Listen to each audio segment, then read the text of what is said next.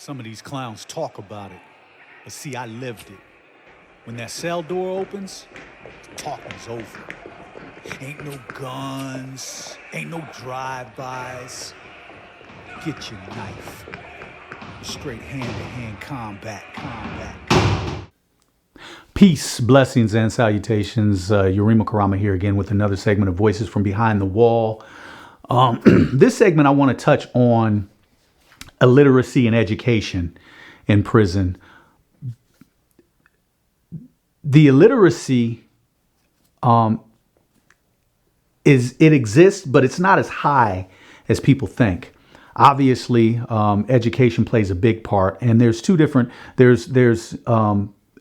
factors in that, as we all know. But at the end of the day, take Mark, for instance. Mark came in at age 18 and hadn't gotten his GED. He wasn't illiterate. He could read, but just wasn't really, education didn't mean anything to him. He got caught up in the game, out in the street hustling. So he came in at 18.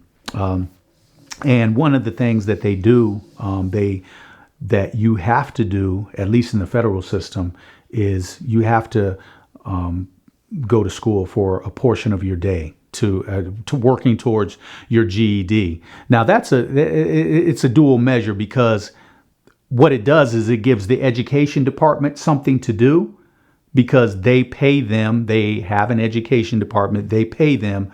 But at the end of the day, they're really not pushing you. It's more of a thing of, you need to come. If you refuse, you fall down to, like, you can't make a certain pay grade at your job because you have to attend. So, and when you go to your unit team, that sort of thing, they're always bringing up the education, because those are one of the departments that they provide money and resources to. So they have to have something for them to do. So, and that's not to say that the GED is a bad thing, or, it's just that they do not push it and sponsor it like that, even though they force the convicted felon to go to class if they do not have their GED. So Mark came in, 18 years old, was immediately, forced to go. And I don't mean forced to the extent that, hey, you're going, but it is a force. If you refuse it, you again, drop down to pay grade, make no more than $5.25 a month, $5.25 a month. That's the most you can make. And eventually you will, go to the hole. You'll be written up. So it is kind of a forced thing. But once you're there in class, they don't press. You could be there in class forever and not take your GED, not take your GED test if you wanted to. And you would just keep going. And the education department wouldn't mind one way or the other, because, again, as long as they have bodies there, that's how they get their funding. So Mark went and, initially was just going through the motions, not really concerned about getting it. Mark came in with, an extended period of time, came in at 18. He wasn't going to get out until he was age 32. And so came in with no GED. To make a long story short, he left with a master's degree. Came in very lackadaisical, wasn't really concerned about getting his GED. But fortunately got around some scholarly gentlemen who instilled in him the importance of education. And what was important is, in that particular case, is being able to show that the higher the education, the more the recidivism drops. So we're talking about coming back. And this was what had to be expressed, is the fact that, if you're going to do all this time, first of all, you're out of the loop. You're out of the picture. You're not even in the movie. You're not in the game for an extended period of time. And to think that you're going to go out, not do anything educationally, basically be at the same level that you were when you came in. You're just older and you haven't been in the game, and you're just going to go out and be successful. You're reaching at best.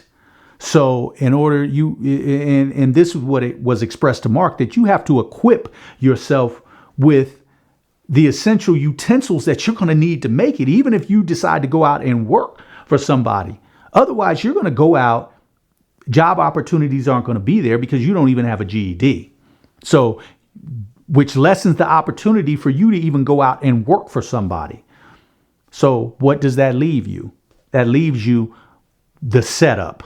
And that's how the system is set up. They don't really want you to get it, which is why the education department is there in place, but they don't really push you. So you have to have the initiative yourself. And there were quite a few brothers that had the initiative that had to get on the education department and tell them, look, you're playing games with my education. I want to take my GED test. I need that. And they had to press them. And finally, the education department would get on their game and allow them to even take the test. So Mark was able to, after a period of time of not really having any drive, any initiative to get his GED, finally got around some scholarly gentlemen that instilled in him the importance of that. This is the options. This is the setup. You know, if you don't have these utensils, this is what you go back to. You fall prey, get back in the game, bam, you're coming back. And when you come back again, they laid you out with an extensive amount of time this time. You come back again, you're probably not going to make it back out. And so, some brothers listen, some brothers don't. Mark was a brother that listened, started getting on his game, took it further. Started getting asking his family for support. And one thing about it is that, people start to see the change when you're sincere, and they start seeing the change just by the way you're talking. You're starting to say things that you didn't talk about before. And so his family, because it costs in the federal system, it costs to go to college. And so he started taking some courses, correspondence courses, and his family started helping him pay for it. He started getting, the little money that he would make from, his job, his prison job. He was even using that. And the education became something that was a driving force for him. So you're talking about an 18-year-old that came into the system, not even with a GED, and left with a master's degree in the field of economics, as a matter of fact. And was just one of those inspiring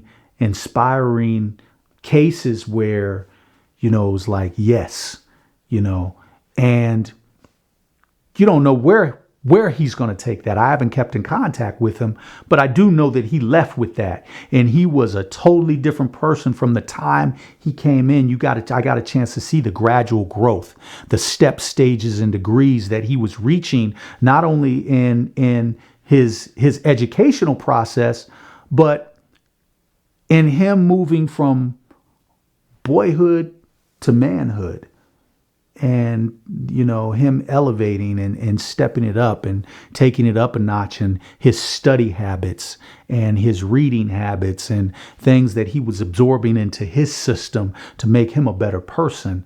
So, there are other cases where it doesn't turn out like that. There's other cases where, people don't want to get it. There's other cases where you're not going to be able to talk anybody into, making the necessary changes. This was a case where, it was a success. You were able to. Mark got out, age 32, hasn't looked back. So, Urema Karama, man, hit me up, connect with me, FB, IG, Twitter, inbox me. Let me know if there's any type of any particular segments or issues, topics that you want me to touch on from my experience being behind the wall, and I'll touch on them. Word is bond. So peace, blessings, salutations. Thanks for the support.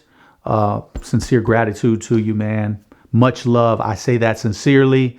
They're just not mere words. I say that because I love myself, so I know I can love you as well. Thank you. Until next time, one.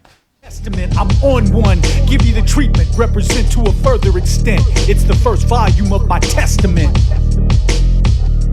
My testament. My testament.